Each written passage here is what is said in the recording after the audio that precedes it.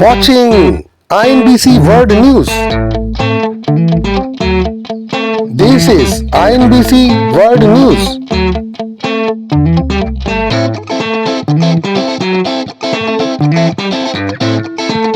International News Broadcasting Content. INBC News.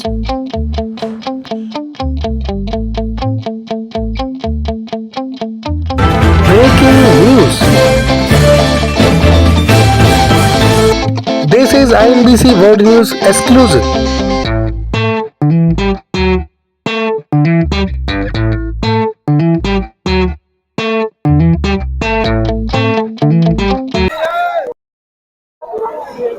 भागो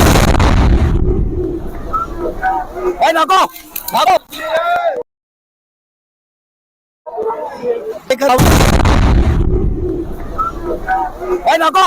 भागो भागो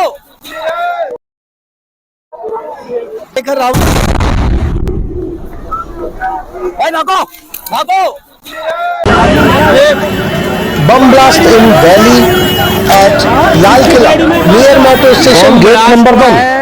लाल किले के सामने दिल्ली लाल किला ब्लास्ट लाइव। दिल्ली में लाल किले के पास धमाका मचा हड़कंप। लाल किले के सामने यह घटना 7:15 बजे के लगभग शाम की है, जब दिल्ली में आवागमन जारी था और रेड लाइट पर एक गाड़ी के रुकते ही, एक कार के रुकते ही उसमें धमाका हो जाता है।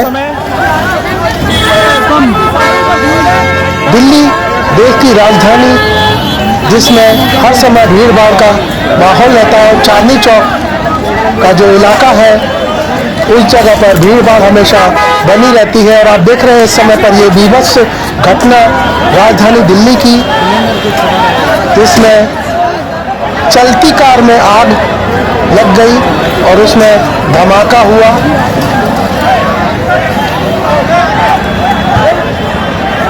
अभी इस घटना को आपको दिखा रहे हैं INBC एक्सक्लूसिव पर, और देख सकते हैं इसके अलावा कई वाहनों में भी आग लगी है, जिसकी वजह से एक व्यक्ति मृत भी हो चुका है और कई लोग घायल हैं। 1 दर्जन से ज्यादा लोग घायल हैं इसमें। और आप देख सकते हैं मेट्रो स्टेशन गेट नंबर 1 के पास रेड लाइट पर गाड़ी धीमी होने के बाद एकदम से अचानक कार में धमाका हुआ और अफरा तफरी मच गई। आप देख रहे हैं INBC एक्सक्लूसिव न्यूज।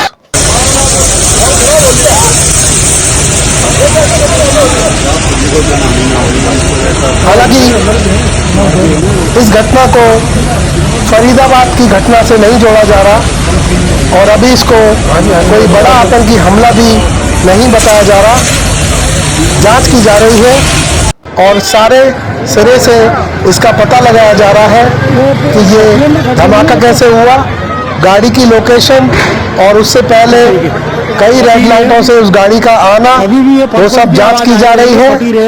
सुरक्षा टीम भी पहुंच चुकी है और जो घायल हैं उनको अस्पताल पहुंचाया जा रहा है। 1 दर्जन से ज्यादा लोगों के घायल होने की संभावना है। एक व्यक्ति की मौत हो चुकी है। पूरी अफरा तफरी का माहौल है। आप देख रहे हैं दिल्ली से ये अफरा तफरी का माहौल। लाल किला, चांदनी चौक, मेट्रो स्टेशन के आसपास का ये इलाका है।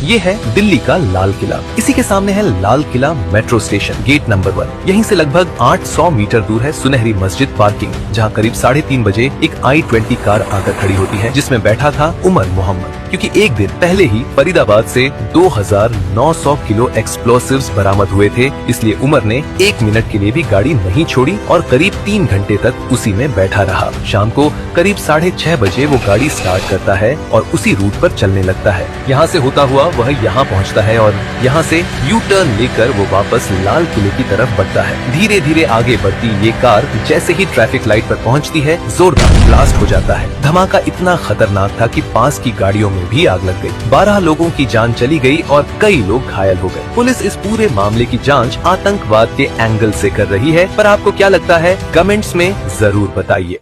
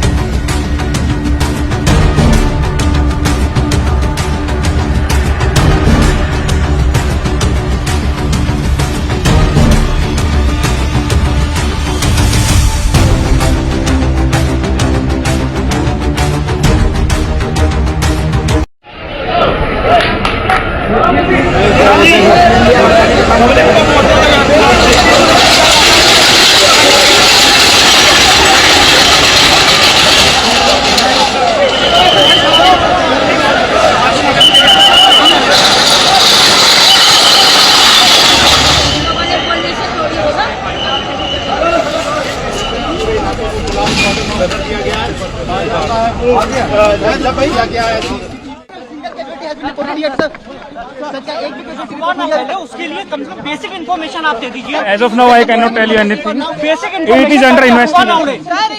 Sir, what is the primary information? I don't have any idea right now. I'm going to the city. So this is the... आपको कितने बजे जानकारी मिली और ये कैसा धमाका देख रहे हैं, कितना गंभीर हो सकता है? कैजुअलिटी सर बहुत ज्यादा है।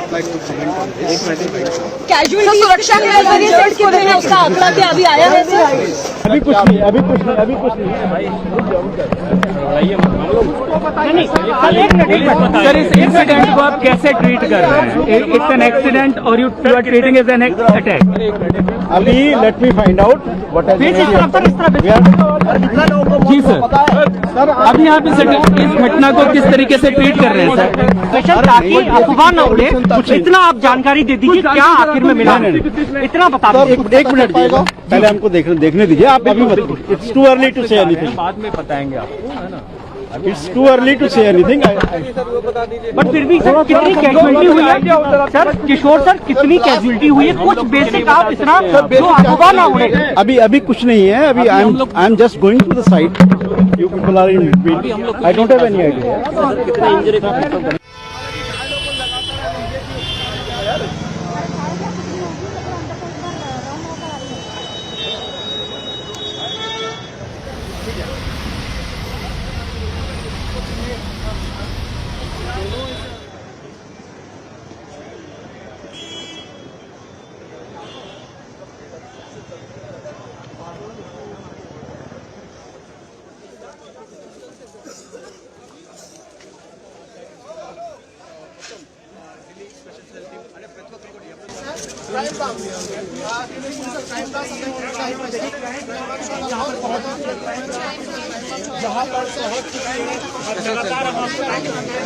क्राइम ब्रांच की टीम मौके पर पहुंच गई है। यहाँ पर कोशिश की जा रही है कि जो ये पूरा ग्राउंड जीरो है जहाँ पर ये धमाका हुआ है वहाँ सबूत जो है उसको इकट्ठा किया जाए, उसकी कोशिश की जा रही है। तमाम क्राइम ब्रांच के आला अधिकारी जो है वो यहाँ पर पहुंचे हैं अभी।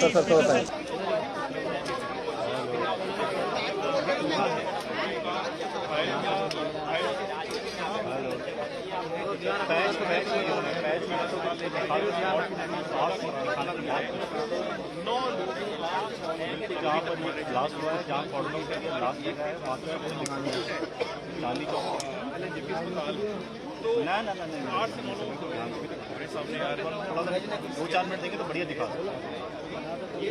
बदल भाव भी देखा जा सकता है, घटना को लगभग 2 घंटे हो चुके हैं। ये लोग आगे की ओर बढ़ रहे हैं और जहाँ पर ये बड़ा धमाका हुआ है वहाँ पर ये लोग पहुँच रहे हैं।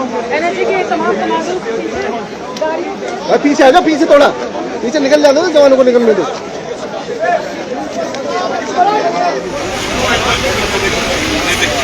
एनर्जी कमांडो यहाँ पे पहुंचे थे सर, लगातार एनर्जी कमांडो वो भी पहुंच सकते हैं। और जब एनएचजेटी अस्पताल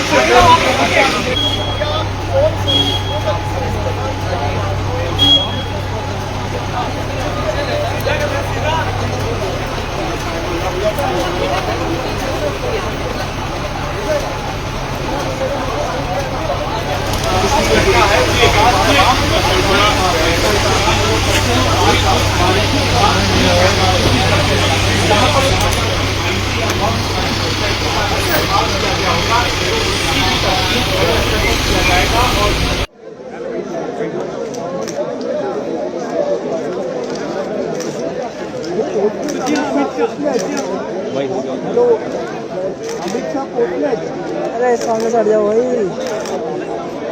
केंद्र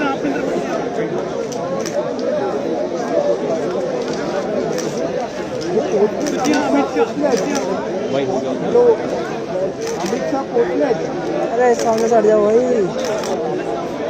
केंद्र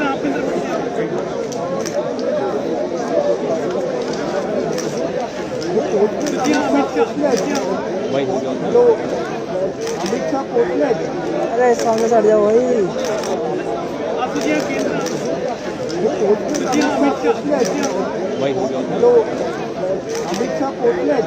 अरे सामने चढ़ जाओ भाई। खराब कर रहे यार। अरे भाई इलाज देना है ना अपना ही बंदा, देखना एक बार लाइन मारना सीधा भाई।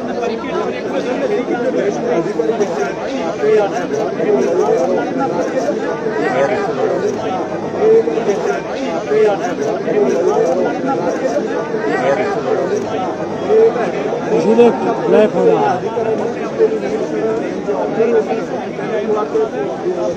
भाई। अब हिलाना मत यार, तुम्हारे कैमरे सही नहीं रहा है भाई। ये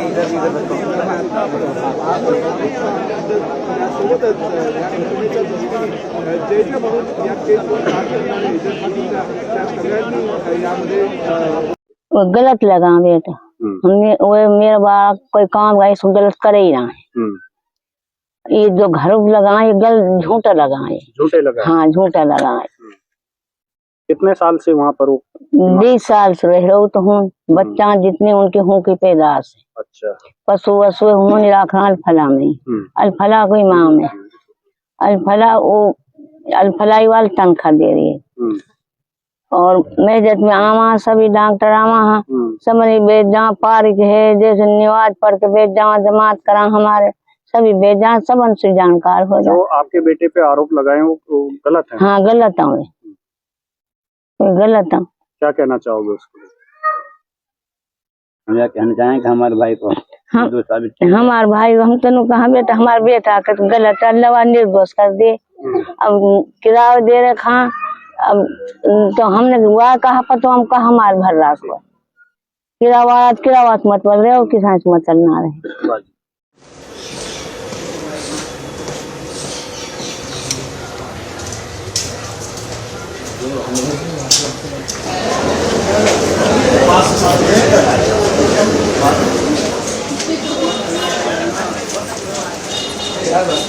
ರೇಟ್ ತಗೋ, ಅಲ್ಲೇ ರೇಟ್ ತಗೋ.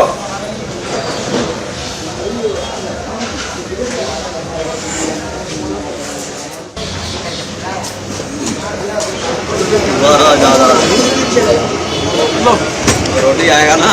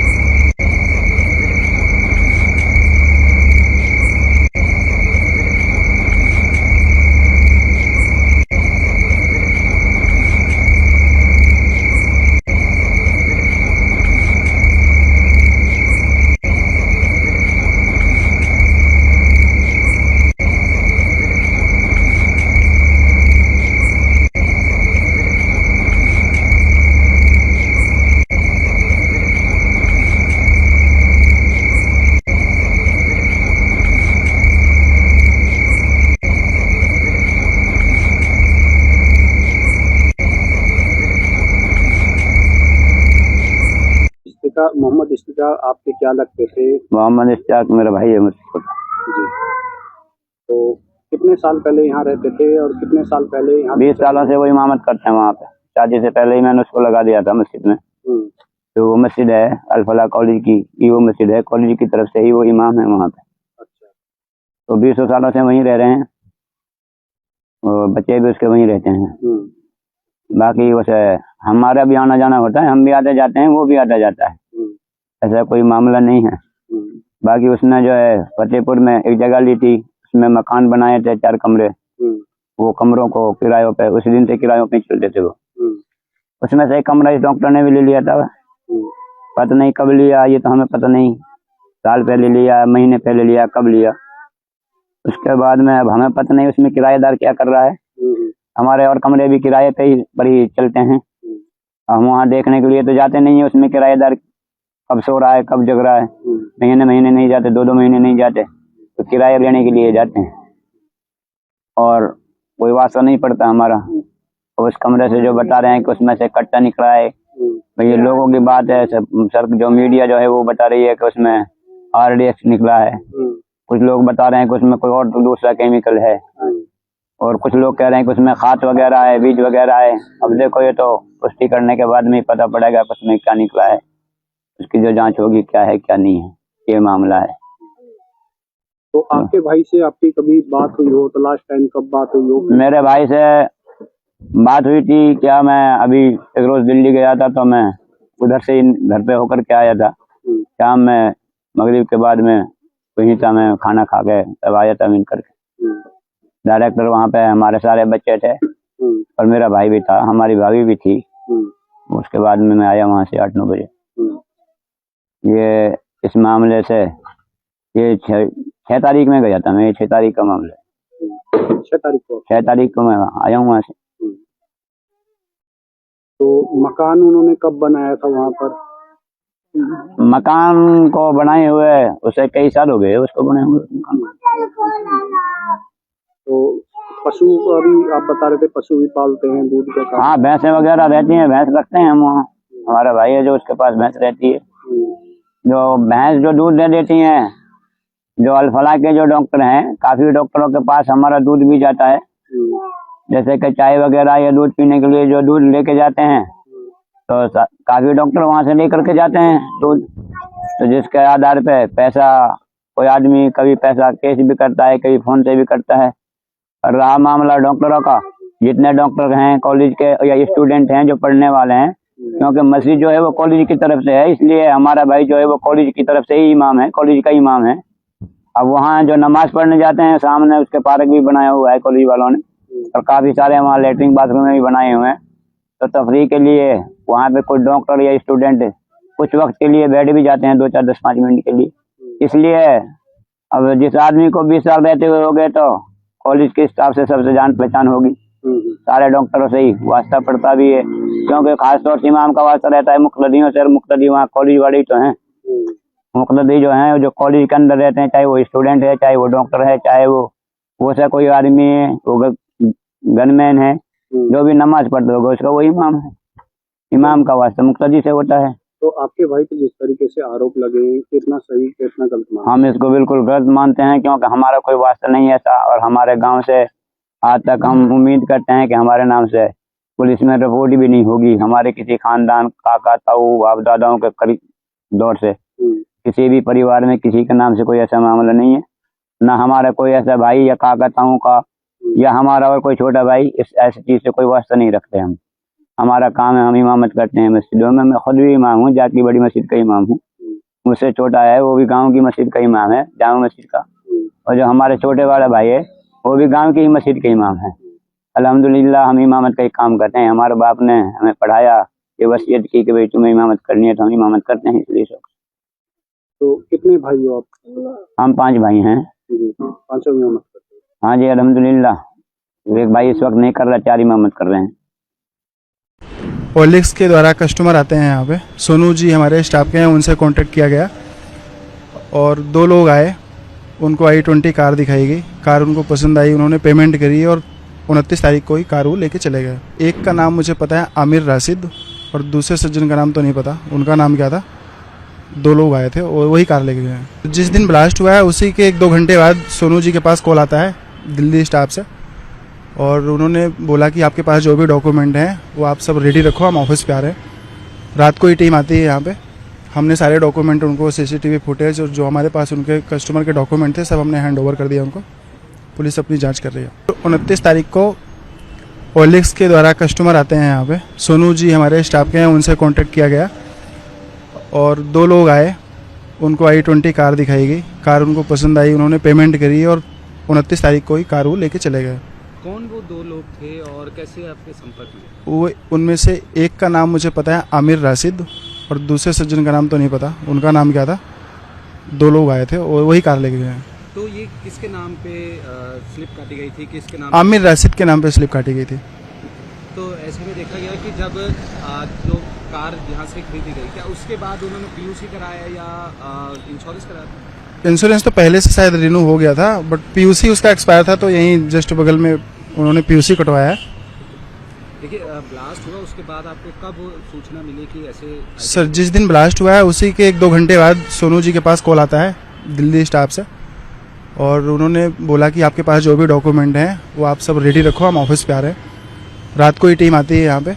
हमने सारे डॉक्यूमेंट उनको, सीसीटीवी फुटेज और जो हमारे पास उनके कस्टमर के डॉक्यूमेंट थे सब हमने हैंड ओवर कर दिया उनको। पुलिस अपनी जांच कर रही है। तो ऐसे में ये भी देखा गया कि जब 2 जने, जैसे कि आप बता रहे हैं कि वो आए थे जिसमें राशिद के नाम पर ये गाड़ी खरीदी गई, तो उसके बाद और भी कहीं ट्रांसफ़र हुई है गाड़ी? सर नहीं, राशिद के नाम पे ही इसकी एनओसी देनी थी जम्मू की, जो वहाँ पे वो अपना नंबर लगवाते, बट ये अगले गाड़ी डिलीवरी के 10 दिन बाद ही ये घटना हो गई है। तो ये राशिद कहाँ के रहने वाले थे कुछ? राशिद तो जम्मू के ही थे, जम्मू श्रीनगर पुलवामा की उनकी आईडी थी जी। तो 29 अक्टूबर को? 29 अक्टूबर को। क्या ऐसी भी बातें चल रही थी कि आपको पुलिस ने डिटेन कर लिया? सर नहीं, ऐसा कुछ नहीं है। उनको कुछ पुख्ता चीज़ें चाहिए थी जो हमसे, तो हमारे टीम को ले गए थे, उनसे पूछताछ करी गई। जो हमारे पास डॉक्यूमेंट थे, जितने एविडेंस थे, हमने उनको हैंड ओवर किया और अभी जांच चालू है उनकी। देखिए, मुझे तो, मेरे पास अल्फाज नहीं है। जो ब्लास्ट हुआ दिल्ली में, उसकी मजम्मत, उसको कंडेम करने का, खासकर जो उसमें लोग जो जिनकी जान चली गई और जिस तरह जान चली गई, वो दिल दहलाने वाला तो उस वक्त जो सामने नजर आ रहा था, बहुत अफसोसनाक था। और इसमें इससे भी बड़ी अफसोसनाक बात यह है कि उसमें हमारे कश्मीर के कुछ डॉक्टर्स का नाम आ रहा है, और ये जो डॉक्टर हैं ये सबसे ज़हीन दिमाग है हमारे जम्मू कश्मीर के, सबसे एलीट हैं, जो पढ़े लिखे हैं, जो कौम के मेहमान हैं, जो कौम की खिदमत करने के लिए इस ओहदे तक पहुंचे होते हैं। अगर खुदा ना खास्ता इन्वेस्टिगेशन के बाद जो बहुत साफ सुथरी होनी चाहिए, ये वाकई होता है कि ये डॉक्टर इसमें मुलविस थे, तो मुझे लगता है हम जम्मू कश्मीर के लोगों के लिए, बिलखुसूस हम मुसलमान कौम के लिए, ये लम्हे फिक्र है। ये बहुत ही ज्यादा जो अफसोस करने की वजह है क्योंकि न सिर्फ हमारे जो बेस्ट ब्रेन्स हैं वो जाया हो रहे हैं, बल्कि हमारे ऊपर बहुत बड़ा दाग लग रहा है। और उससे जो हमारे जम्मू कश्मीर के लोग, पूरे मुल्क में जो मुसलमान तबका है, जम्मू कश्मीर के जो लोग बाहर हैं, उनके लिए भी ये जो है बहुत मुश्किलें पैदा कर सकता है। तो मैं उम्मीद करती हूँ इसका इन्वेस्टिगेशन होगा, फ्री एंड फेयर होगा और जल्द होगा। और साथ ही जो इन लोगों के जिन पे शक है अभी तो कोई प्रूव नहीं हुआ है, जिनको जो मशकूक हैं, जिनके ऊपर शक है, उनके घर वालों को, उनकी फैमिलीज को जो पूछताछ करनी, बेशक पूछताछ करें, मगर एक तरीके कार उसका इस्तेमाल करें, उनको मुजरिम समझ के पूछताछ न करें। सीधे LNJP अस्पताल पहुंचे, जहां पर उन्होंने दिल्ली में हुए हाल के बम धमाके में घायल हुए लोगों से मुलाकात की, उनका कुशल क्षेम जाना। उन्होंने घायलों से उनके हाल की स्थिति जानी। प्रधानमंत्री नरेंद्र मोदी ने डॉक्टरों से भी मुलाकात की और डॉक्टरों और अधिकारियों ने घायल लोगों के बारे में उन्हें जानकारी दी। अस्पताल के अधिकारियों और डॉक्टरों ने प्रधानमंत्री नरेंद्र मोदी को मरीजों की स्थिति की जानकारी दी। और भूटान की 2 दिवसीय यात्रा के बाद जब प्रधानमंत्री नरेंद्र मोदी स्वदेश पहुंचे तो सीधे वे LNJP अस्पताल पहुंचे, जहां पर उन्होंने दिल्ली में हुए लाल किले के सामने विस्फोट में घायल लोगों से मुलाकात की, उनका कुशल क्षेम जाना, उनके स्वास्थ्य की स्थिति को जाना।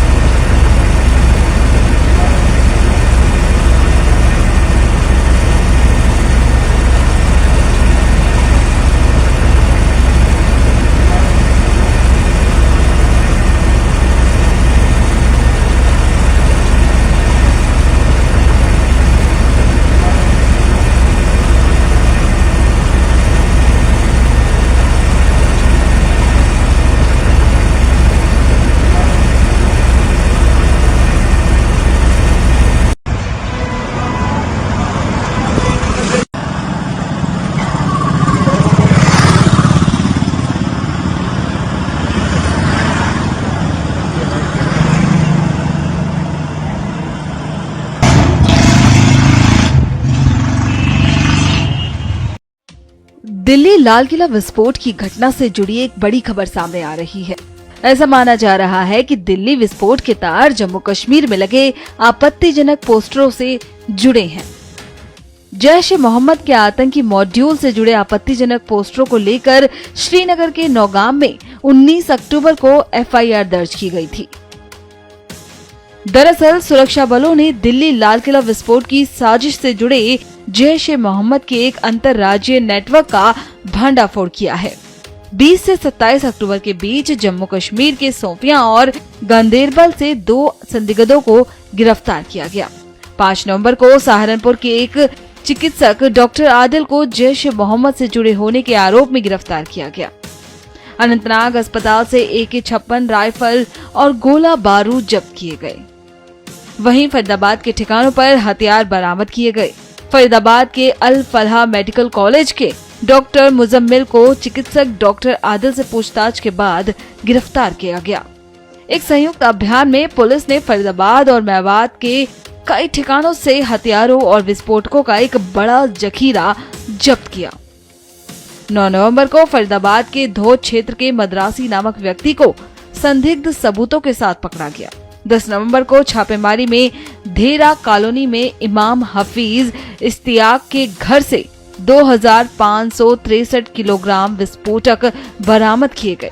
कुल जब्त सामग्री लगभग 3000 किलोग्राम विस्फोटक, डेटोनेटर और टाइमर तक पहुंच गई, जो इस मॉड्यूल द्वारा जमा किए गए थे। अल फलाह कॉलेज के डॉक्टर उमर पुलिस दबाव के बीच बड़े पैमाने पर चल रहे ऑपरेशन के दौरान फरार हो गए। वहीं सीसीटीवी फुटेज में उमर को दिल्ली के लाल किला के पास विस्फोट हुई हुंडई i20 कार चलाते हुए देखा गया था, जिससे मॉड्यूल का लिंक पक्का हो गया।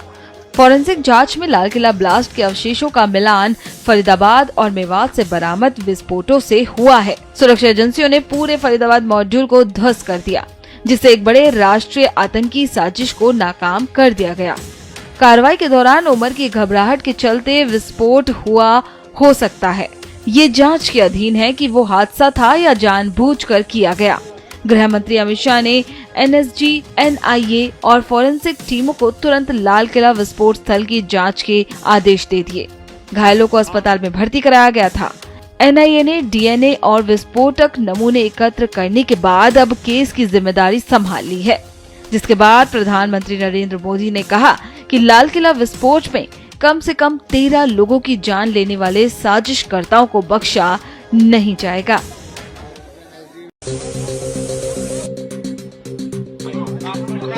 हमारे घर की तलाशी में बस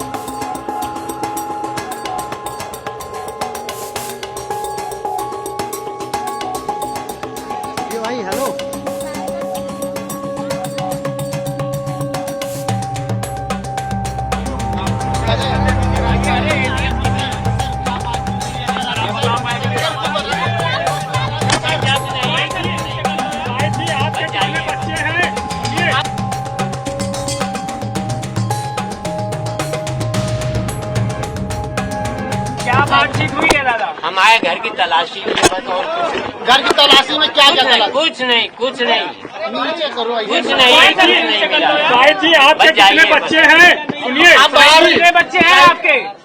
आपके मीडिया वालों को हम सब बता चुके हैं। अरे वो मीडिया गई, वो मीडिया गई उससे हम नहीं बताएंगे। अभी क्या बात? हम बार नहीं बताएंगे, एक बार और बताएंगे, नहीं बताएंगे। आप कोर्ट से ऑर्डर ले आइए तो भी नहीं बताएंगे। क्या बात हुई? क्या बात हुई? अभी क्या बात हुई? कुछ नहीं कहना है। अभी क्या बात हुई? हमें कुछ कहना ही नहीं है। अभी आई थी जो टीम, क्या बात हुई? अरे अपनी सफाई में कुछ तो रखिए। हमारी सफाई हमारा दिल है, बस आप मेरे दिल की बात नहीं जानते हैं। कुछ तो बोलिए अपनी सफाई में। नहीं है, वो आईडी उधर करो, सूरज सब कुछ बता चुके हैं, क्या बताना था। क्या खराब कर रहे हैं यार?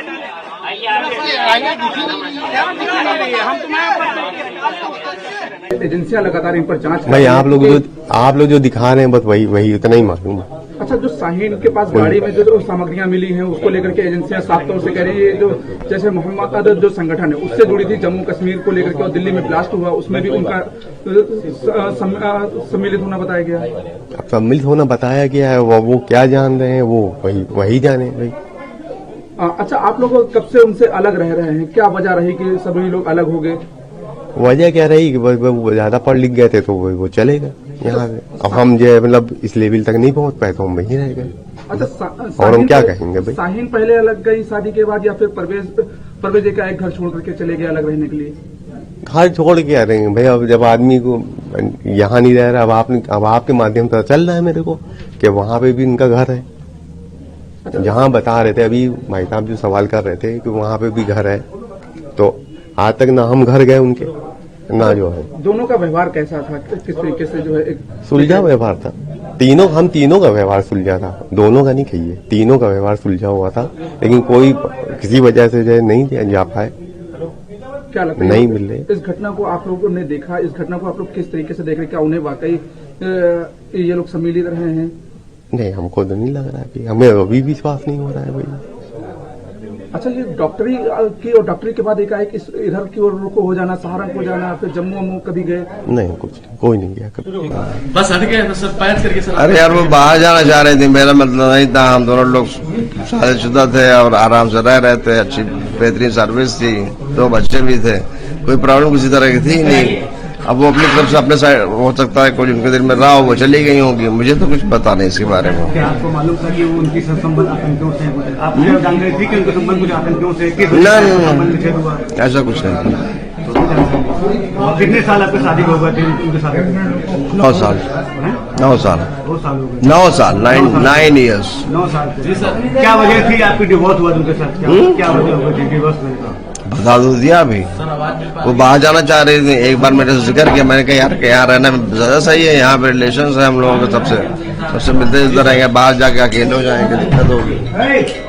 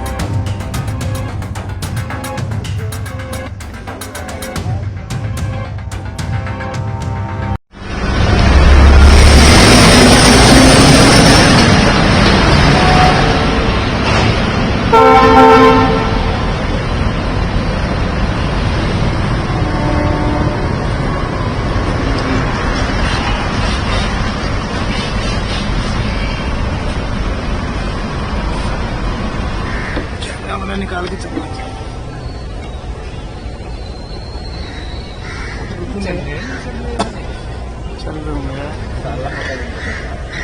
रहा भाई। अच्छा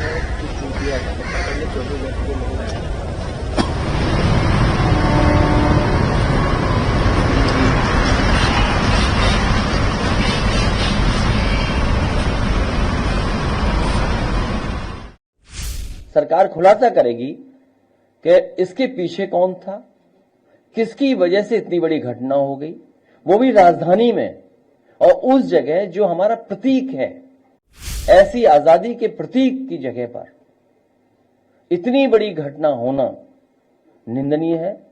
इतने बड़े पैमाने पे लोगों की जाना, ये बहुत दुखद है। इंटेलिजेंस बार बार क्यों प्रश्न लग जाता है, इंटेलिजेंस हमारा फेलियर क्यों होता है? कोई चीज इतनी बड़ी आ जाए, पूरा देश ये चाहता है कि आतंकवाद खत्म हो, इस तरह की घटनाएं भविष्य में ना हो, और जितनी भी एजेंसीज हैं जो काम कर रही हैं, हमें उन पे भी भरोसा करना पड़ेगा। देश के प्रधानमंत्री जी ने ये कहा है कि षड्यंत्र और जो भी उसके पीछे हैं उसका पर्दाफाश होगा और उसके खिलाफ कड़ी से कड़ी कार्रवाई होगी। तो जब देश के प्रधानमंत्री जी ने बोल दिया है तो हमें पूरा भरोसा है कि प्रधानमंत्री जी वो खुलासा करेंगे, सरकार खुलासा करेगी कि इसके पीछे कौन था, किसकी वजह से इतनी बड़ी घटना हो गई, वो भी राजधानी में, और उस जगह जो हमारा प्रतीक है, जहां से हम आजादी के और हमारे देश के प्रधानमंत्री होकर के देश को संदेश देते हैं, ऐसी आजादी के प्रतीक की जगह पर इतनी बड़ी घटना होना निंदनीय है। इतने बड़े पैमाने पे लोगों की जाना, ये बहुत दुखद है। जहां खुलासा हो और षड्यंत्रकारी पकड़े जाएं, इसके पीछे कौन था और इंटेलिजेंस बार बार क्यों प्रश्न लग जाता है, इंटेलिजेंस हमारा फेलियर क्यों होता है। कोई चीज इतनी बड़ी आ जाए,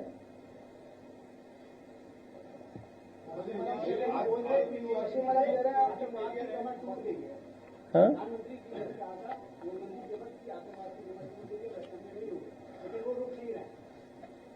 ऑन ए लाइटर नोट, सोना इकट्ठा हो रहा है आजकल, तो सोना कब बंद होगा?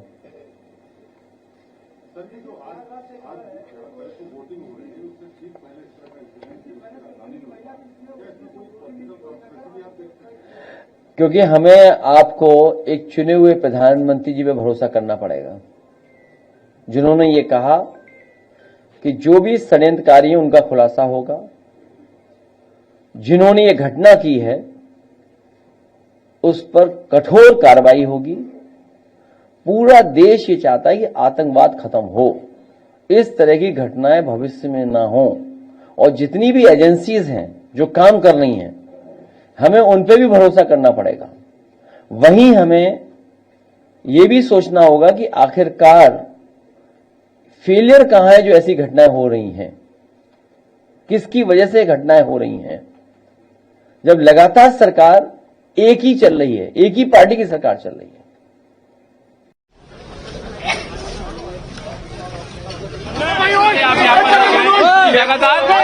के जरिए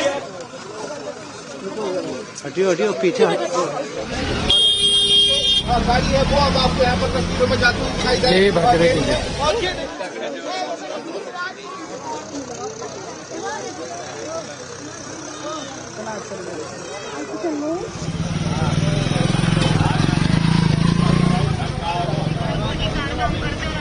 बिल्कुल बिल्कुल बिल्कुल बिल्कुल ठीक है।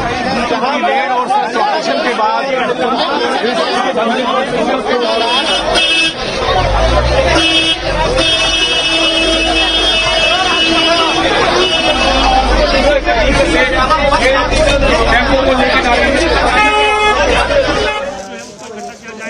उसकी कोशिश की जा रही है।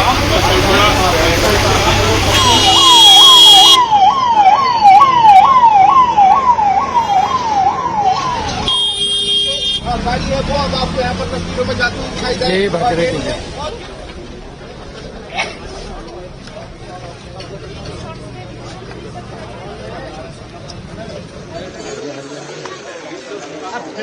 अरे हट जाओ, आगे से हट जाओ।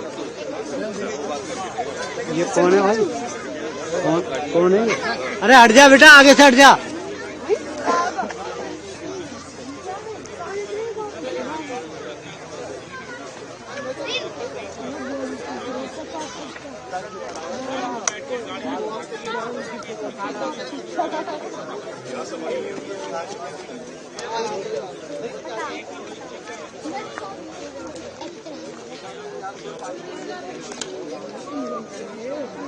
हटियो भाई हटियो।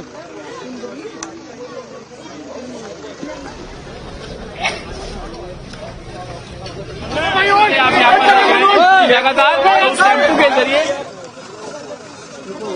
हटियो पीछे हटियो।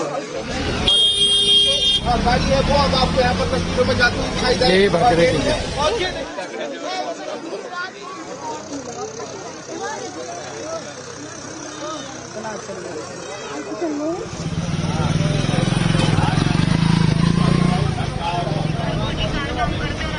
बिल्कुल बिल्कुल बिल्कुल बिल्कुल ठीक है। लेन और सेक्शन के बाद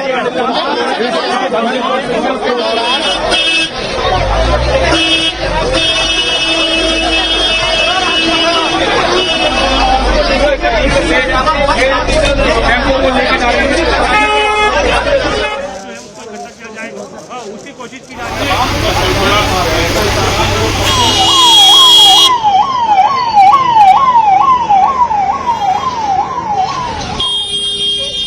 है वो अब आपको यहाँ पर तस्वीरों में जाती हुई दिखाई जाएगी।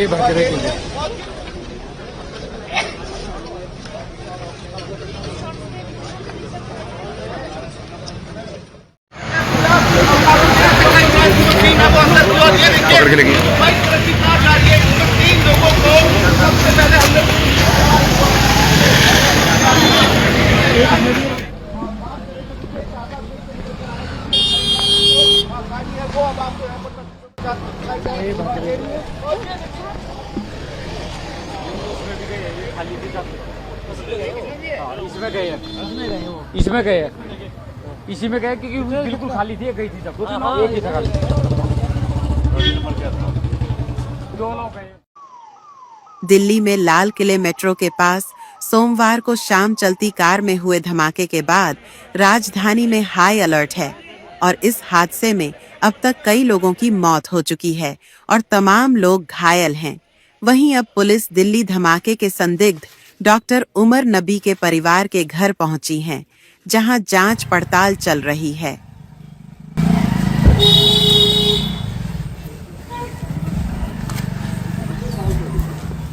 पहले उन्होंने कहा कि उमर कहाँ, हमने बोला दिल्ली में है, उमर दिल्ली में है। हमें थोड़ी सी पूछताछ करके उनको ले जा सकते हैं, फिर उनको लेके गए। आपकी बात कब हुई थी उमर से? और लास्ट फ्राइडे को हमने बात की। लास्ट फ्राइडे, उसके बाद कोई बात नहीं हुई? उसके बाद कोई बात नहीं हुई, बस लास्ट फ्राइडे को हमने उमर के साथ बात की। आज उमर का जो है नाम आ रहा है, जो दिल्ली में रेड फोर्ट के बाहर अटैक हुआ है, कहा जा रहा है कि शायद वो उसमें मुलविस है। आपको लगता है कि ऐसा कुछ हो सकता है? मैं क्या कह सकती हूँ, मुझे तो नहीं लगता, क्योंकि जिस टाइप का वो इंसान था, मुझे हैरत हो रही है। मुझे हैरत हो रही है कि वो ऐसा भी कुछ कर सकता है। वो कब निकले थे कश्मीर से? कहाँ पर नौकरी कर रहे थे आजकल? वो तो फरीदाबाद में नौकरी कर रहे थे पिछले 1.5 साल या 2 साल से, क्योंकि मेरा बेटा भी 2 साल का है। उससे पहले वो GMC अनंतनाग में था। और आपके साथ हर हफ्ते राब्ता करते थे? हाँ, करते थे ना, बच्चों के साथ बातें करते थे, बच्चों से बहुत प्यार था, जुड़ाव था, लगाव था, उस वजह से वो ज्यादा बात। वो जब घर आता था ना, वो क्रिकेट में इन्वॉल्व रहता था, बहुत लगाव था, बहुत लत थी क्रिकेट की उसे, बहुत लत। GMC अनंतनाग से ही डॉक्टर अदील राठौर को भी जो है जम्मू कश्मीर पुलिस ने गिरफ्तार किया हुआ है। उनका नाम भी आया है। क्या उनके साथ कोई दोस्ती, उनके साथ कोई राब्ता था इनका? वो तो हॉस्पिटल का रूल है, वो तो उन्हें वहीं पता होगा, या तो हमारे घर आता होगा तो मैं बोलती कि वो आया है। वो जब आया ही नहीं, मुझे पता ही नहीं, मैं जानती भी नहीं, मैं उसको नहीं जानती अदील को, मैंने नाम सुना है आप लोगों से बस। डॉक्टर साहब पर इल्जाम आ रहा है कि इसने किया है, जो हमला हुआ इसने किया, इसके हवाले से आपका क्या कहना है? मैं क्या कह सकती हूँ इसके हवाले से बस मैं यही कह सकती हूँ कि इस टाइप का वो इंसान था ही नहीं, हमें लगता ही नहीं था। हमें तो बस यही, हमने कितनी स्ट्रगल की उसे पढ़ाने में, यहाँ तक पहुँचाने में, पूरी मेहनत की, पूरी लगन के साथ उसे यहाँ तक पहुँचाया था, ताकि वो कुछ कमा सके और फिर हमें भी कुछ खिलाए पिलाए। आपको क्या विश्वास हो रहा है कि वो ऐसा कर सकता है? मुझे तो यकीन ही नहीं हो रहा है, मैं तो परेशान हो रही हूँ। डॉक्टर साहब की शादी हुई है कि नहीं हुई है? अभी एंगेजमेंट हुई थी, शादी नहीं हुई थी। कितना टाइम हुआ उसको जब घर आया नहीं? वो कितना टाइम? पिछले 2 महीने से वो घर नहीं आया। 2 महीने पहले आया था, अब नहीं आया। जी आ रही है। तो आपको लगता है कि वो इस आइडियोलॉजी का हिस्सा हो सकते थे, या कुछ उनके दिमाग में ऐसा चल रहा था कभी? आपको ऐसे तो कोई बात ही नहीं, वो तो शांत स्वभाव का इंसान था, शांत रहता था, बातें ज्यादा नहीं करता था, ज्यादा किसी में इन्वॉल्वमेंट नहीं थी, दोस्त नहीं थे, खाली पढ़ाई करता था। ये मुझे पता है, जितना मुझे पता है मैं उतना ही कह सकती हूँ, उससे ज्यादा मैं कुछ नहीं कह सकती। बट पिछले 1 हफ्ते में आपने कहा 1 हफ्ता पहले बात हुई थी, उससे पहले कोई बात? 1 हफ्ते नहीं, 3 दिन पहले। डॉक्टर साहब को एलिगेशंस लगा रहे हैं, ये इसके साथ इसको सामान रिकवरी हुई है कुछ। हाँ, ये पिछले 3 सालों से डॉक्टरी कर रहे हैं दिल्ली में। जी सर। क्या सुनने में आया आपको? क्या लग रहा है आपको? क्या बताइए? सर, ये लोग मुलाकात भी नहीं दे रहे हैं, किसी से मिलने भी नहीं दे रहे हैं हमें। 4 साल, ये 1 साल में 2 बार आता है घर में। पिछली बार ये आया था, उस टाइम हमारी पापा की सर्जरी थी, चौथी सर्जरी थी पापा की। जी सर। तो डॉक्टर साहब की शादी हुई अभी या नहीं हुई? नहीं सर, वो अनमैरिड है। तो सुनने में उसकी कोई किसी के साथ एंगेजमेंट हुई, ये सही बात है? नहीं सर, ये सब एलिगेशन है। बहुत बड़ी साजिश थी, फिर भी उसको विफल करने के बावजूद भी धमाका हुआ। सुसाइड बम्बर बना डॉक्टर उमर नबी, वो पुलवामा का कहते हैं रहने वाला है, और उसने इस धमाके को अंजाम दिया जिसमें लगभग 10 लोगों की जान चली गई। ये ISI प्लॉट था जैश के मॉड्यूल के थ्रू। कश्मीर घाटी में डॉक्टर्स एक बहुत अल्टीमेट ड्रीम होता है वहां के लड़के लड़कियों का, उस बनने के बावजूद अगर आप रेडिकलाइज होकर अपने ही देशवासियों को मारने के लिए और अपने देश को तोड़ने के लिए तैयार हो सकते हैं, तो आप अंदाजा लगाइए किस तरह की रेडिकलाइजेशन हो रही है। बहुत बड़ी साजिश थी, फिर भी उसको विफल करने के बावजूद भी धमाका हुआ। मुझे लगता है ये सारे डॉक्टरों का जो मॉड्यूल था, इसको वस्त करने के बाद जो कल सुसाइड बम्बर बना डॉक्टर उमर नबी, वो पुलवामा का कहते हैं रहने वाला है, और उसने इस धमाके को अंजाम दिया जिसमें लगभग 10 लोगों की जान चली गई और बहुत सारे जख्मी हैं। मैं समझता हूं ये ISI प्लॉट था जैश के मॉड्यूल के थ्रू, और वो डेस्परेट थे कुछ करने के लिए, क्योंकि 2014 से वो भारत के हिंटरलैंड में कोई बड़ा हादसा नहीं कर पा रहे थे, तो इसीलिए इस तरह का मॉड्यूल, ये एक दिन की साजिश नहीं है, मुझे लगता है लंबी काफी महीनों की साजिश है। जिस तरह से इस मॉड्यूल को लाया गया और इसको किस तरह से डॉक्टरों को भेजा गया और उनको इस्तेमाल किया गया, और कश्मीर घाटी में डॉक्टर्स एक बहुत अल्टीमेट ड्रीम होता है वहां के लड़के लड़कियों का, उस बनने के बावजूद अगर आप रेडिकलाइज होकर अपने ही देशवासियों को मारने के लिए और अपने देश को तोड़ने के लिए तैयार हो सकते हैं, तो आप अंदाजा लगाइए किस तरह की रेडिकलाइजेशन हो रही है। और इस फ्रंट पे हम क्या काम कर रहे हैं, ये देश को देखना होगा। रेडिकलाइजेशन डॉक्टर जैसे लोगों की, पढ़े लिखे लोगों की, PhD और MBBS और इंजीनियर्स और प्रोफेसर्स अगर रेडिकलाइज होंगे तो ये बहुत बड़ी चुनौती है, और इस फ्रंट पे काम करने की जरूरत है। अभी ज्यादा काम इस फ्रंट पे भारत में और जम्मू कश्मीर में नहीं हुआ। जी, आपको लगता है कि आतंकवादी जो है लोकल लोगों का सहारा लेके इस तरह की हरकतें कर रहे हैं?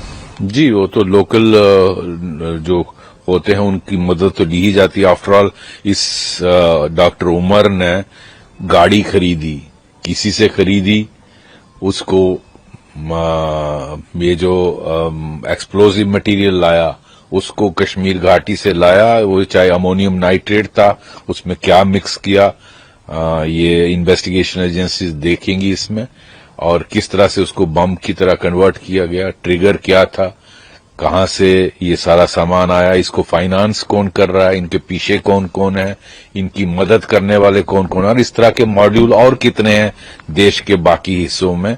सिर्फ दिल्ली और फरीदाबाद की बात नहीं हो रही, बाकी देश के हिस्सों में भी इस तरह के मॉड्यूल जो ISI आए दिन करती रहती है, उसको भी उन सबको हमें उनका पर्दाफाश करना पड़ेगा, और ये इंश्योर करना पड़ेगा कि हमारे अंदर के लोग पाकिस्तान के हाथों नहीं खेलें, और अंदर आफ्टरऑल ये जो डॉक्टर इस्तेमाल हुए हैं वो हमारे अंदर के लोग हैं, और उनको पाकिस्तान इस्तेमाल कर पा रहा है। ये मैं समझता हूं बहुत बड़ी चुनौती है। हमें देखना है कि हमारे अंदर इस तरह के और कितने लोग हैं जो पाकिस्तान के इशारों पे काम करने के लिए और इस देश को तोड़ने के लिए, हमारे देशवासियों को मारने के लिए तैयार हो जाते हैं रेडिकलाइज होकर। धन्यवाद।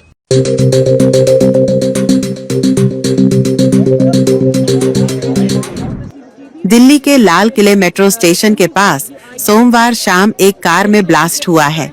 इस जोरदार विस्फोट से चारों ओर अफरा तफरी का माहौल पैदा हो गया।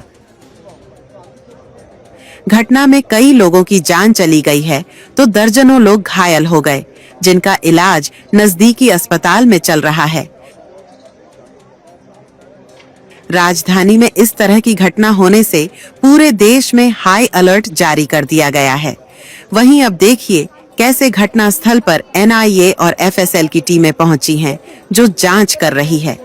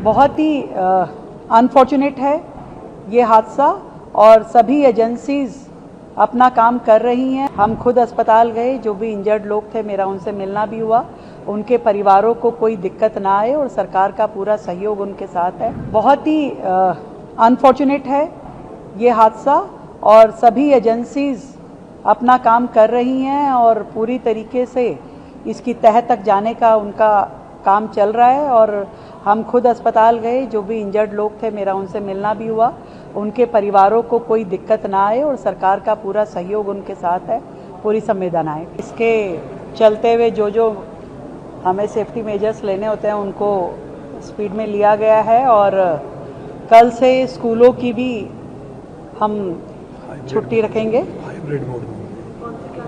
हाइब्रिड मोड पे रहेगा, उसमें ऑनलाइन क्लासेस चलेंगे। 5th तक की ये प्लानिंग है, 5th क्लास तक, और ऑनलाइन क्लासेस चलेगी बच्चों की।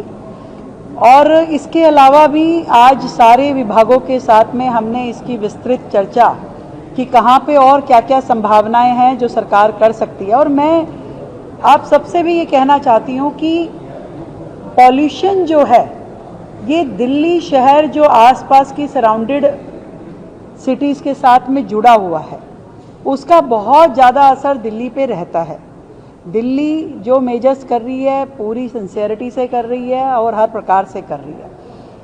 आज वाटर स्प्रिंकलर्स हो, डस्ट मिटिगेशन हो, स्वीपिंग हो, कूड़ा उठाना हो, धुएं को जहाँ जहाँ भी आग लगा करके धुएं का उसको कंट्रोल करना हो, हर तरह की कंस्ट्रक्शन साइट्स हो, हर जगह हर चीज़ को कंट्रोल किया जा रहा है, चीज़ें मेंटेन्ड है। पर जो व्हीकल दूसरे राज्यों से आ रहे हैं, जो हवाएं दूसरे राज्यों से आ रही है, जो धुआं आ रहा है। तो ये 7-8 महीने के कार्यकाल में सरकार ने अपनी पूरी ताकत के साथ में इन विषयों पे काम किया है और लगातार कर रही है, आगे भी करेंगे। और पूरी आज जितने हॉटस्पॉट दिल्ली में है उन सब की जब मैंने लेआउट मांगा तो मैं ये देख रही हूँ कि उन हॉटस्पॉट के आसपास ही पूरा का पूरा इतना डस्ट था, वही कच्चा एरिया है, वहीं पे ही गंदगी थी। उन सबको हमने धीरे धीरे करके उसको पक्का करना, उसको साफ करना, उसमें डस्ट मिटिगेशन करना। आज पूरे के पूरे शहर में जिस तरीके की अव्यवस्थाएं पिछली सरकार के कार्यकाल में थी और आज जो लोग चिल्ला चिल्ला के बात करना चाह रहे हैं, परंतु दिल्ली शहर में हर चीज को पहले से बेहतरी की ओर लेकर के जाया जा रहा है। हर काम को अधिकारियों के साथ में पूरा का पूरा एक प्लान कि हर अधिकारी अपनी दिनचर्या में 1 घंटा दिल्ली शहर में सफाई के लिए उस पूरे प्रोसेस को करवाने के लिए, अपनी ऑब्जर्वेशन के लिए वहां जाएगा, साइट पे जाके काम करेगा। हर प्रतिनिधि ये काम कर रहा है, सरकार ये काम कर रही है कि जगह जगह पे जहां कूड़े के ढेर हुआ करते थे उनको हटाने की जो प्रक्रिया बिफोर आफ्टर की फोटो के साथ में हम मंगवा रहे हैं। हर अधिकारी को शेड्यूल बना है और टॉप के जितने अधिकारी हैं उन सब की डेली की शेड्यूलिंग की वो कहाँ जाएंगे, किस जगह को ऑब्जर्व करेंगे, कहाँ से कूड़ा बिफोर आफ्टर का फोटो खींच करके सरकारी अपने रिकॉर्ड में उसको रखेंगे। तो ये सारे के सारे काम हैं जो हो रहे हैं और पूरी तरीके से नियमों का पालन के साथ हो रहे हैं। और हर तरीके से जितने हमारे हॉटस्पॉट हैं और जितना भी सेंटर्स हैं उन सबको ऑब्जर्व किया जा रहा है। कल की मुझे जो खबर मिली थी कि 5-6 घंटे जो उसकी रीडिंग नहीं मिल पाई थी, वो कहीं से भी दिल्ली का कोई फॉल्ट नहीं था, वो ऑल इंडिया लेवल पे था।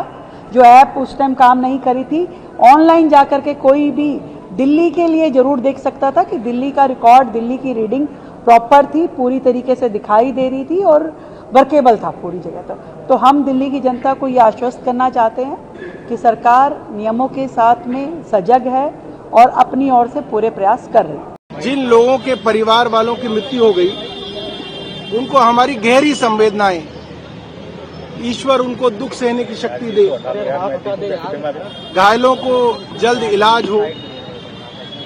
मगर ये बातें सिर्फ ट्विटर पे और व्हाट्सएप पे और फेसबुक पे लिखने के लिए ना हो, सरकार इसको दिल से सोचे। जब किसी के घर का कोई आदमी मरता है और आप टाइप करके कह देते हैं कि इसको संवेदना भेज दो, तो संवेदना की कोई कीमत नहीं है अगर उसके परिवार वाले की लाश के लिए एक सरकार एम्बुलेंस भी ना दे पाए।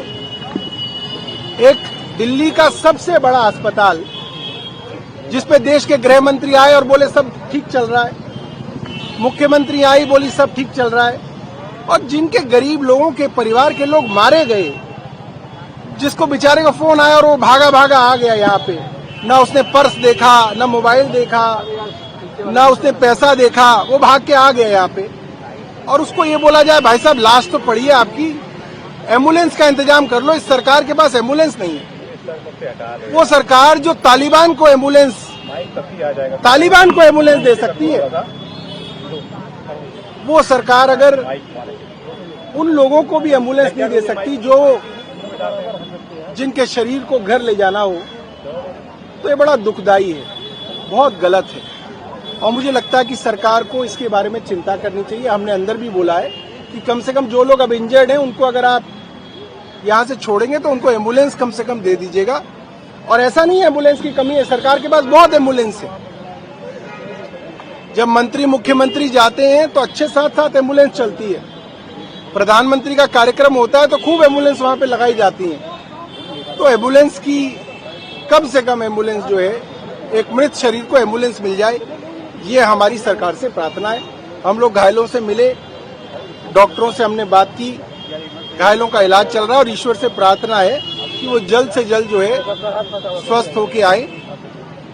सरकार का मैंने सुना था, सरकार ने कई जगह कहा था कि अगर देश पर आतंकवादी हमला होगा तो उसको एक्ट ऑफ वॉर माना जाएगा, उसको युद्ध माना जाएगा।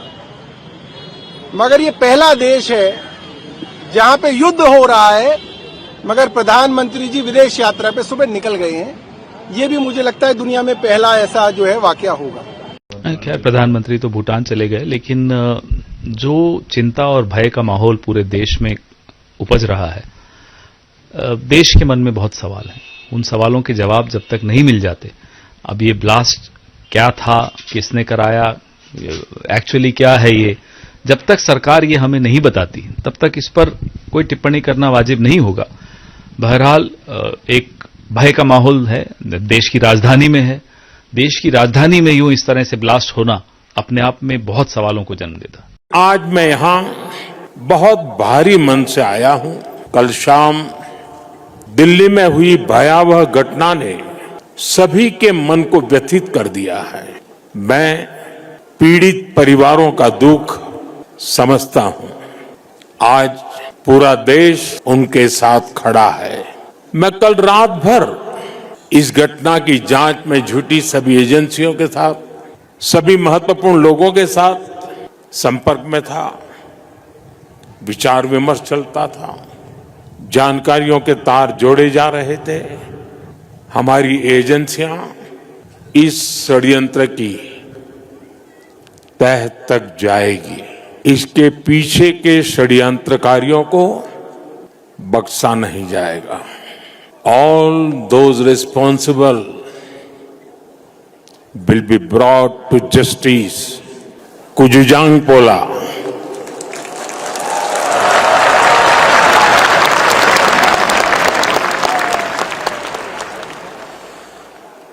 आज का दिन भूटान के लिए, भूटान के राज परिवार के लिए और विश्व शांति में विश्वास रखने वाले सभी लोगों के लिए बहुत अहम है। सदियों से भारत और भूटान का संबंध बहुत ही गहन, आत्मीय और सांस्कृतिक नाता रहा है और इसलिए इस महत्वपूर्ण अवसर पर शामिल होना भारत का और मेरा कमिटमेंट था। लेकिन आज मैं यहां बहुत भारी मन से आया हूं।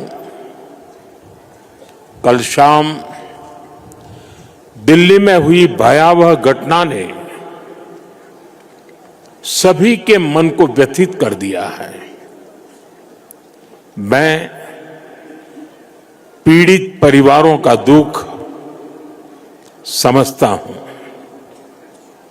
आज पूरा देश उनके साथ खड़ा है। मैं कल रात भर इस घटना की जांच में जुटी सभी एजेंसियों के साथ, सभी महत्वपूर्ण लोगों के साथ संपर्क में था, विचार विमर्श चलता था, जानकारियों के तार जोड़े जा रहे थे। हमारी एजेंसियां इस षड्यंत्र की तह तक जाएगी। इसके पीछे के षड्यंत्रकारियों को बख्शा नहीं जाएगा। All those responsible will be brought to justice.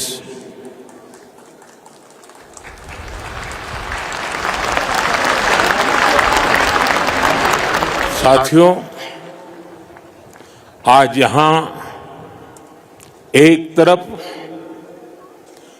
गुरु पद्म संभव के आशीर्वाद के साथ ग्लोबल पीस प्रेयर फेस्टिवल का आयोजन हो रहा है।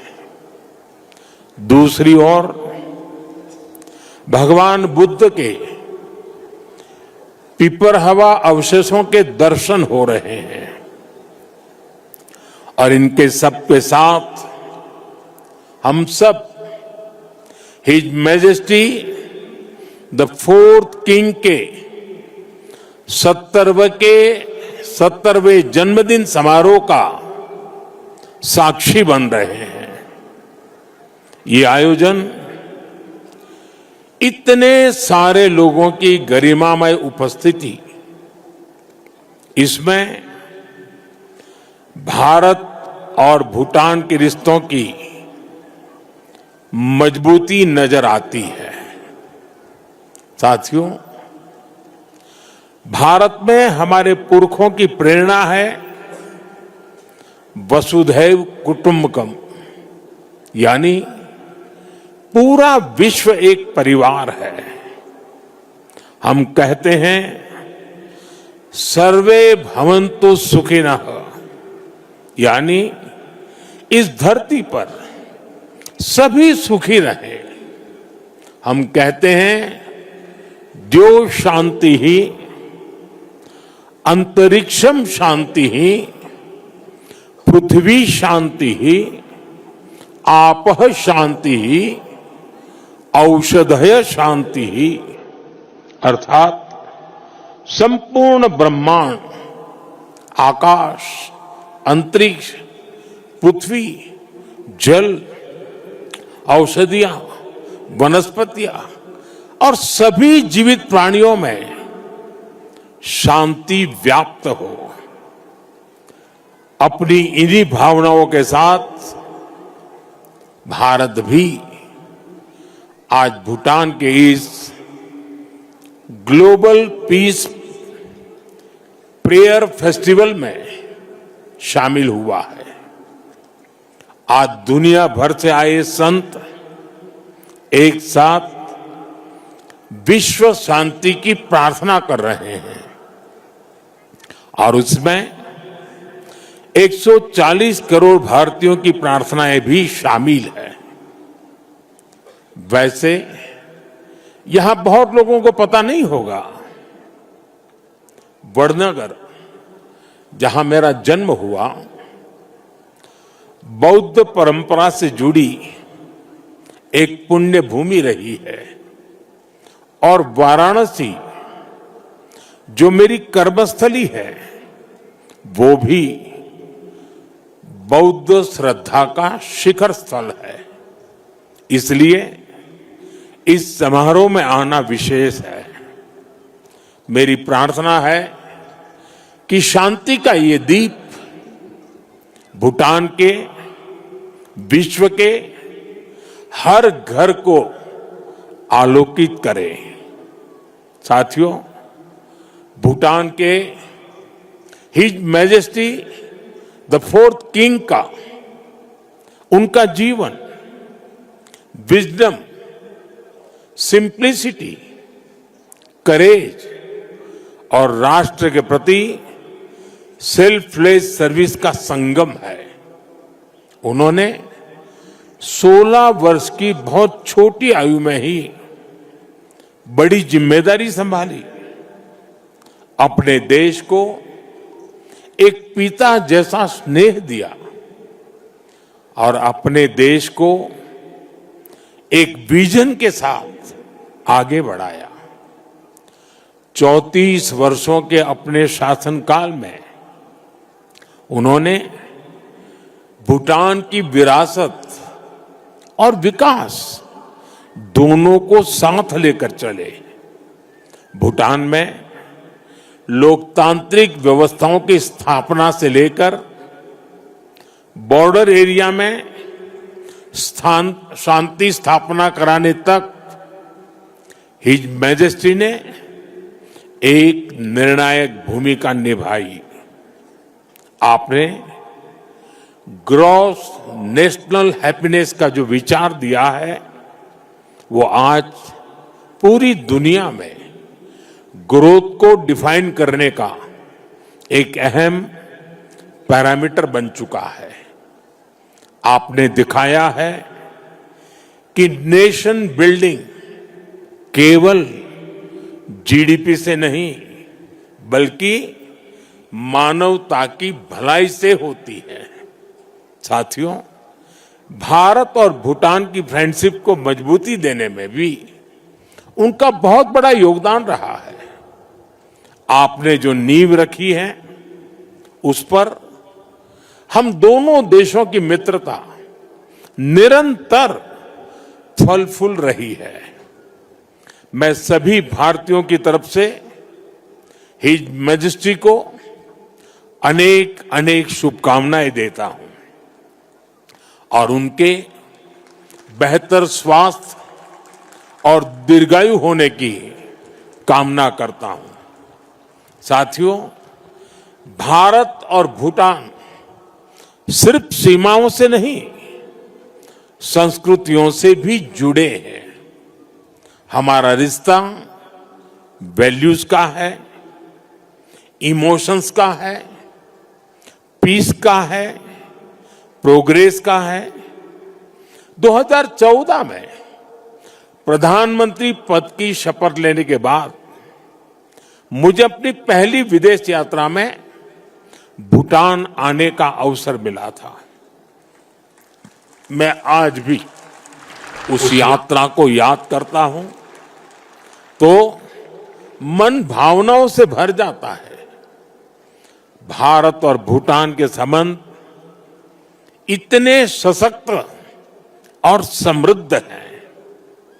हम मुश्किलों में भी साथ थे, हमने चुनौतियों का सामना भी मिलकर किया और आज जब हम प्रोग्रेस की प्रॉस्पेरिटी की तरफ चल पड़े हैं तब भी हमारा साथ और मजबूत हो रहा है। His majesty the king Bhutan को नई ऊंचाई की ओर ले जा रहे हैं।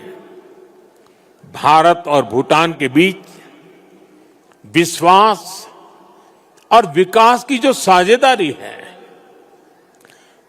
वो इस पूरे विजन के लिए बहुत बड़ा मॉडल है। साथियों, आज जब हम दोनों देश तेजी से आगे बढ़ रहे हैं तो इस ग्रोथ को हमारी एनर्जी पार्टनरशिप और गति दे रही है।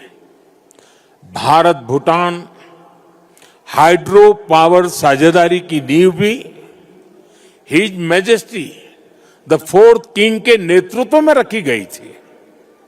हिज मैजेस्टी फोर्थ किंग और हिज मैजेस्टी फिफ्थ किंग दोनों ने ही भूटान में सस्टेनेबल डेवलपमेंट और एनवायरमेंट फर्स्ट का विजन आगे बढ़ाया है। आपके इसी विजन की नींव पर आज भूटान विश्व का पहला कार्बन नेगेटिव देश बना है। ये एक असाधारण उपलब्धि है। आज per capita renewable energy generation में भी भूटान विश्व के सर्वोच्च देशों में से एक है। साथियों, भूटान आज अपनी इलेक्ट्रिसिटी 100% रिन्यूएबल स्रोत से उत्पन्न करता है। इस क्षमता का विस्तार करते हुए आज एक और बड़ा कदम उठाया जा रहा है। आज भूटान में 1000 मेगावाट से अधिक का एक नया हाइड्रो इलेक्ट्रिक प्रोजेक्ट लॉन्च कर रहे हैं, जिससे भूटान की हाइड्रो पावर कैपेसिटी में 40% की बढ़ोतरी हुई है। इतना ही नहीं, लंबे समय से रुके हुए एक और हाइड्रो इलेक्ट्रिक प्रोजेक्ट पर भी फिर से काम शुरू होने जा रहा है। और ये हमारी पार्टनरशिप सिर्फ हाइड्रो इलेक्ट्रिक तक सीमित नहीं है। अब हम सोलर एनर्जी में भी एक साथ बड़े कदम उठा रहे हैं। आज इससे जुड़ी अहम समझौते भी हुए हैं। साथियों, आज एनर्जी कोऑपरेशन के साथ साथ भारत और भूटान की कनेक्टिविटी बढ़ाने पर भी हमारा फोकस है। हम सभी जानते हैं connectivity creates opportunity and opportunity creates prosperity. इसी लक्ष्य के साथ आने वाले समय में गैलेफू और सामर्थ्य शहरों को भारत के विशाल रेल नेटवर्क से जोड़ने का फैसला लिया गया है। इस प्रोजेक्ट के पूरा होने से यहां की इंडस्ट्री का, भूटान के किसानों का, भारत के विशाल मार्केट तक एक्सेस और आसान हो जाएगा। साथियों, रेल और रोड कनेक्टिविटी, इसके साथ साथ हम बॉर्डर इंफ्रास्ट्रक्चर पर भी तेजी से आगे बढ़ रहे हैं।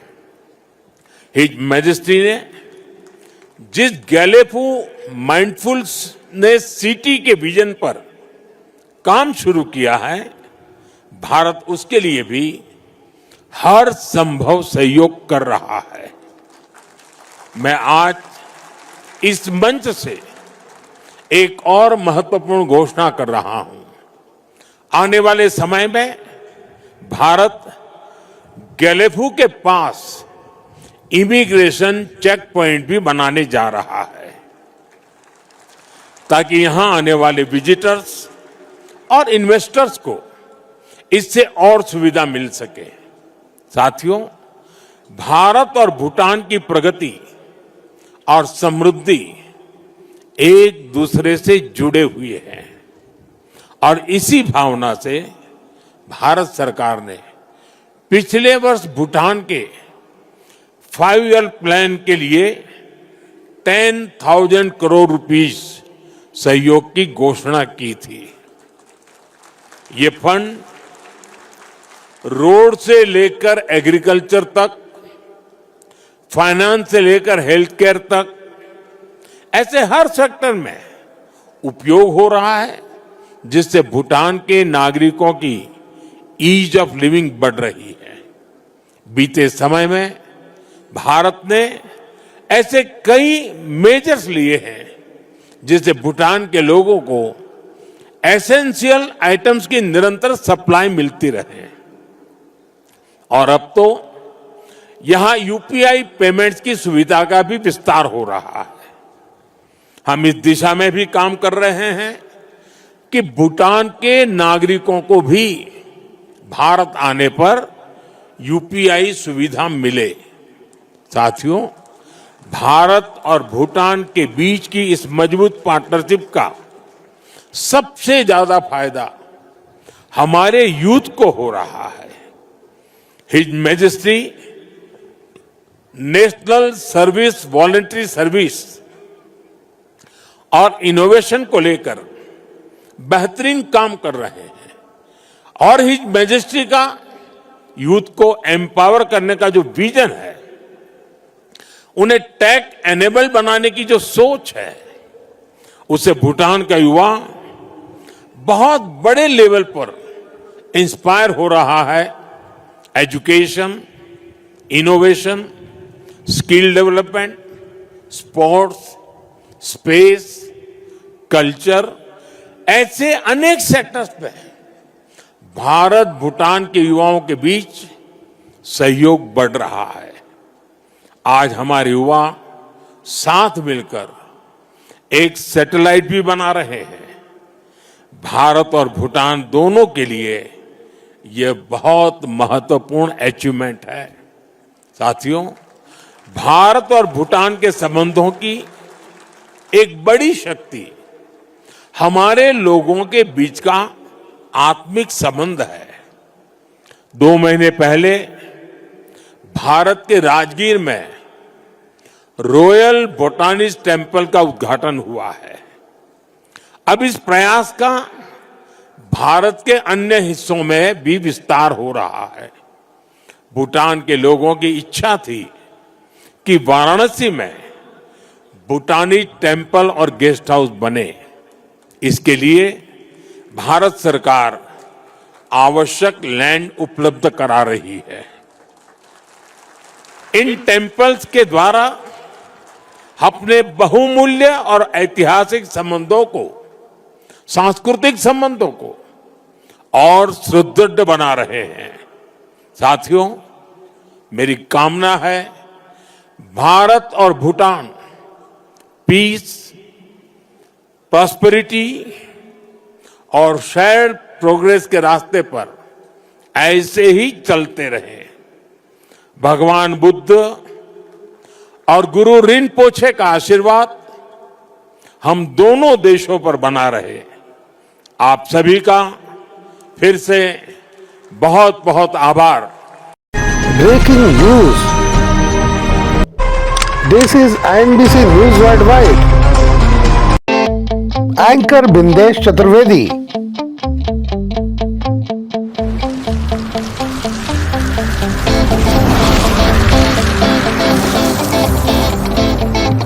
This is INBC World News.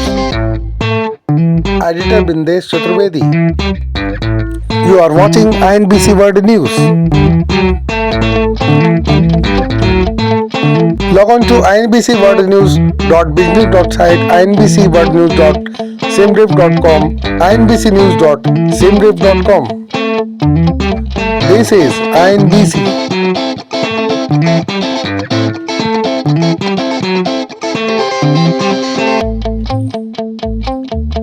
INBC World News presents News Worldwide 24/7 News. Latest news at INBC. Creative news story, smooth concept.